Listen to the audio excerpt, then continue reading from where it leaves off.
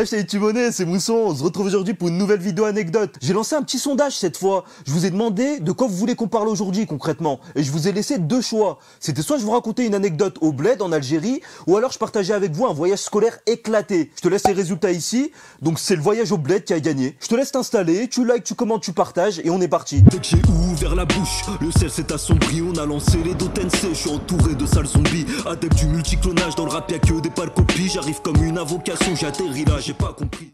Pour commencer, moi je suis algérien, comme tu peux le voir avec la petite chaîne, hein. Et avant la pandémie, j'allais en Algérie au moins une fois par an en famille. J'étais obligé de passer mes 5 dernières semaines de l'été au bled. Mais j'ai jamais fait un grand tour de l'Algérie, je suis toujours allé dans ma ville de prédilection, à Annaba. Et c'était toujours des vacances familiales. Ouais, moi je préfère partir en famille plutôt que partir avec des potes. Bon, j'aime bien partir avec des potes, mais je veux dire c'est l'histoire d'un week-end ou d'une semaine. Mais il me faut quand même chaque année mes grosses semaines, au moins un mois au bled. Le voyage que je vais te raconter, il s'est déroulé dans des circonstances un peu bizarres. C'était la première fois où je partais sans mes frères, j'étais seulement avec mes parents, donc c'était à moi de tout organiser. Je prenais les billets, je faisais les valises, je les pesais, parce que oui, avec Air Algérie, dès que tu dépasses un peu le poids, ils te mettent 20 balles de plus. Vous connaissez cette galère, ceux qui partent au bled. Je devais penser à tout, mais est-ce que j'ai une tête à penser à quelque chose, moi? Même la paperasse, s'il te plaît, les passeports, les cartes d'identité, les cartes Air Algérie, j'y connais rien, moi, et je devais me former sur tout ça avant de partir en voyage. D'habitude, c'était mes frères qui s'occupaient de tout ça, moi j'avais juste à dormir, je me réveillais, on partait, j'étais à l'aéroport.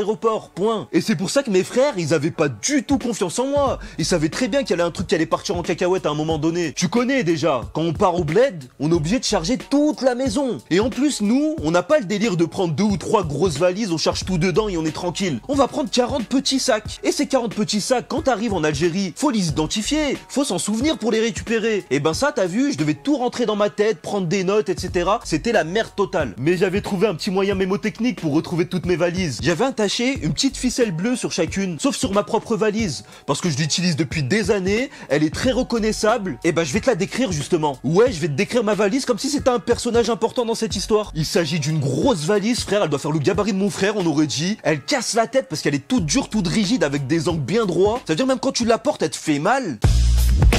Et elle-même, quand tu la portes à vide, elle fait déjà 10 kilos. Donc je t'imagine quand tu la blindes dedans, minimum tu peux la faire à 40 kilos tranquille. En plus, elle est balafrée de la vie, frère. Elle a été choquée par tous les voyages qu'elle a vécu au bled. Mais moi, je suis déter. Tant qu'elle fonctionne, qu'elle se ferme correctement et que mes affaires sont en sécurité, eh ben je la prends pour le voyage. Elle était lourde, elle était gênante, elle me saoulait de fou. Personne voulait la porter quand on partait avec. Je me démerdais tout seul. Bref, maintenant que t'as fait connaissance avec la mousson valise, on revient à notre histoire. Comme je te l'ai dit plus haut, je suis parti seulement avec mes parents. Et quand je pars avec eux, le but c'est de leur laisser le moins de galère possible. Donc je prépare tout moi-même, même les valises à porter, c'est moi qui va porter le maximum. J'essaie de les laisser tranquilles. Déjà la veille du voyage, ils sont stressés de fou. Je vais pas leur mettre une angoisse en plus. Tout se passe bien pour la pesée des bagages, je charge la wagon à fond. On arrive à l'aéroport, je décharge tout sur des caddies. Et là, on attend pour voyager. Le voyage en lui-même, il se déroule sans encombre. J'ai oublié aucune valise, on a tous les papiers qu'il fallait, on passe les douanes facilement et on arrive à l'aéroport de Annaba. Petite parenthèse sur le repas qui est donné par Air Algérie. C'est quoi ce repas de la rate, les frères? T'as un vieux morceau de viande qui ressemble à une semelle de chaussure, t'as des vieilles salades flétries, le truc le meilleur dans le menu, c'est la vache qui rit et le pain. Et même la vache qui rit, c'est même pas de la vraie.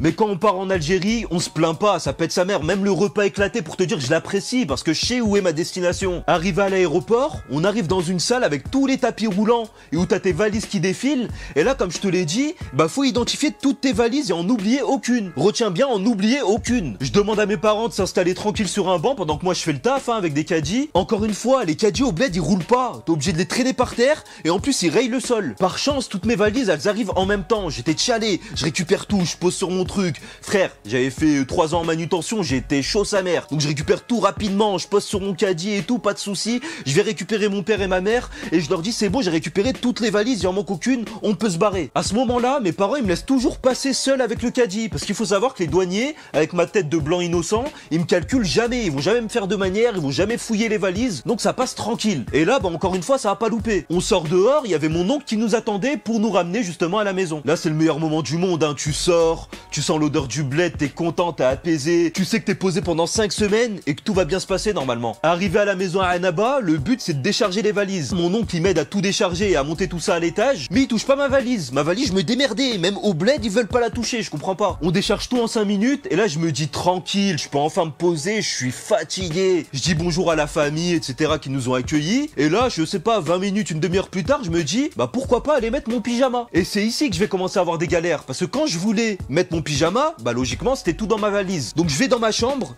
et je vois, elle est pas là. Et là, il y a un con dans ma tête qui arrive et je me dis non, mais ils ont dû la poser ailleurs, c'est pas un problème. Je vais dans le salon et elle est pas là non plus. Et là, je me dis elle veut me faire une petite frayeur, ça va, elle rigole, elle est super blagueuse depuis qu'on a fait connaissance, ça va. Je me dis bon, elle doit être dans la cuisine. Je vais dans la cuisine et y a rien. Je regarde ma mère et je dis maman, t'as vu ma valise? Elle me regarde, elle me dit non, y a rien, non. Je regarde mon oncle, il me dit mais t'inquiète, au bled ils sont toujours tranquilles.